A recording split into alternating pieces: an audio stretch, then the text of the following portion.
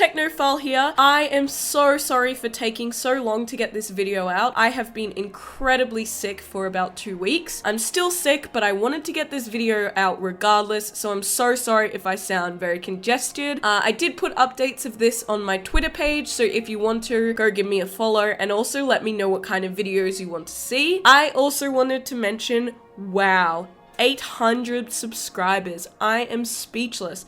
I remember almost crying when I hit 10 subscribers. You are all amazing and I appreciate your positive feedback on every video. It brightens up my day to read your comments. Thank you again. Also, at the end of this video, I will be going over some giveaway details, so make sure you check that out. Let's introduce the races. First up, we have the Void Elf. This character has an active skill called Spatial Rift that allows you to tear a rift in space and then reactivate this skill to teleport through this rift. So basically, it's a shitty blink with a 3-minute cooldown. There are 4 passives for the Void Elf. Chill of the Night reduces your shadow damage taken by 1%. Entropic Embrace, which increases damage and healing by 5% for 12 seconds. And this has a 33% proc chance when using your abilities. For those of you that don't know what proc means, proc is a term used commonly in MMORPGs. It refers to a procedure that is triggered under particular circumstances. In this circumstance, there is a 33% chance for Entropic Embrace to proc while using abilities and therefore activate these buffs. Further, there is Ethereal Connection, which reduces the cost of void storage and transmogrification by 50%. And lastly, Preternatural Calm, which means your spells casts are not delayed by damage, which is super OP because it's basically free immunity to interrupt. And of course, there is the Heritage Armor, and Racial Mount, the Star Curse Void Striker, which in my opinion is the coolest looking allied race mount. Next up is the Lightforged Draenei, or Thirst Magnet.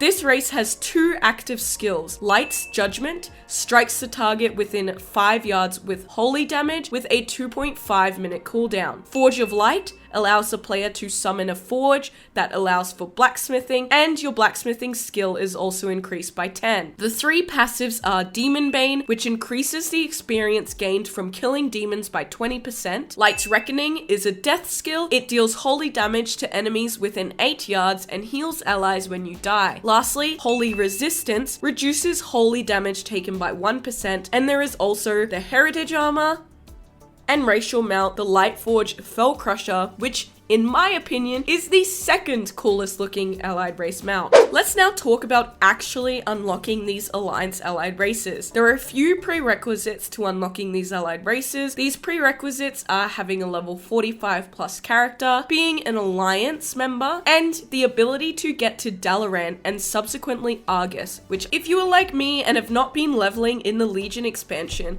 there are 2 options to get to Dalaran depending on your preferences. The first option is to head to the portal room in Stormwind City, teleport to Azuna, and fly over to the Dalaran Island. The second option is to head to the Hero's Call board in Stormwind City, which is located in the Dwarven District. Select the Broken Shore Fight the Legion option, and if you want to skip the introductory quest, when you get to Recruiter Lee, you can choose the option that you've heard this tale before, and this will bring you straight to Dalaran. Because you've skipped the introductory quest and not received the Dalaran Hearthstone, head to the Chamber of the Guardian, speak to Amissi Azugaze, and claim that you've misplaced your Dalaran Hearthstone. She will give you one, and now you can easily port to Dalaran. So, to unlock these 2 allied races, you will need to get to Argus. This is quite a long process if you have never leveled in the Legion expansion before. Luckily, I have leveled in the Legion expansion on one of my Horde characters and have all the required reputation requirements. I highly suggest watching my WoW How to Unlock the Zandalari Troll, Magha, Orc, and Vulpera in 2022 video, as the steps in this video will give you all of the requirements you need to get to Argus in the first place. So,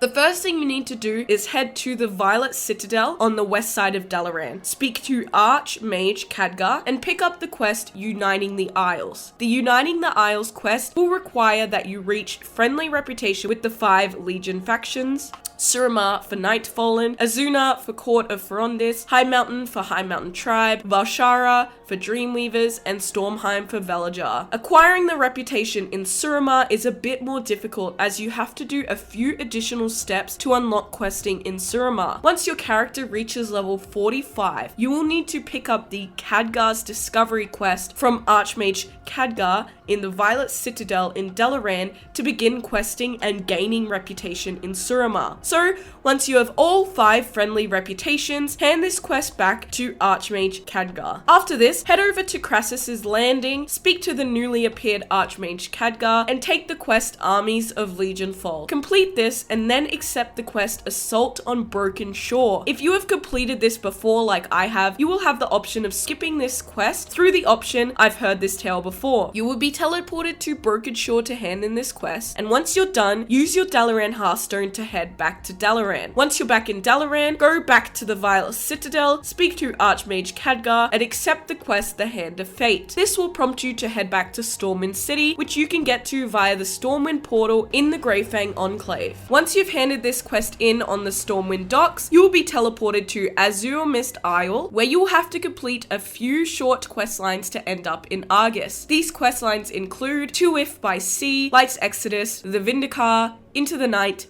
and Alone in the Abyss. And then you will be in Argus, and you can begin working towards the Lightforged Draenei and Void Elf. The next part of this guide will take the average player approximately 6 hours, as you cannot fly in Argus no matter what. But luckily, the Argus storylines will unlock both of these allied races. 6 hours for 2 allied races is not bad. That's disregarding the billions of hours it took for you to get to Argus in the first place. To unlock these races, you will need to complete the You Are Now Prepared achievement. You will first need to go through the Assault Begins section of this achievement. This will carry on from the Alone in the Abyss quest completed previously. Then you will complete a further 31 quest lines, which will occur mostly in Crocun. I suggest following the quest points I have listed on the screen, as there are a lot of distractor quests lying around everywhere that don't actually contribute to these allied races, so checking my lists throughout the video will help you avoid wasting your time. After the Assault begins, you will begin working on the Dark Awakenings part of the You Are Now Prepared achievement. This section will consist of 28 quest lines which take place in Crocun and Eridath. Finally, after Dark Awakenings, you move on to the War of Light and Shadow part of the You Are Now Prepared achievement, which involves 22 quest lines.